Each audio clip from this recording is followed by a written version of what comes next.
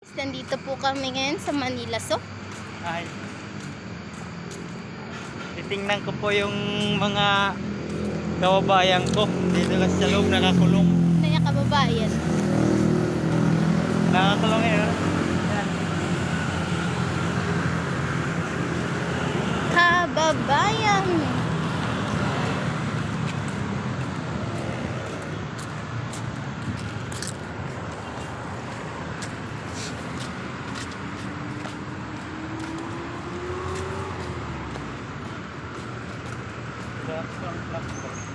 Ha? Ha? Tingnan ko po yung mga kababayan ko nandito kasi sa loob. Anong ginagawa nila doon eh. May trabaho daw sila doon. Trabaho.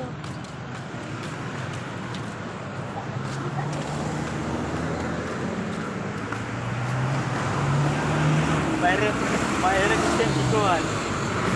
Sila eh.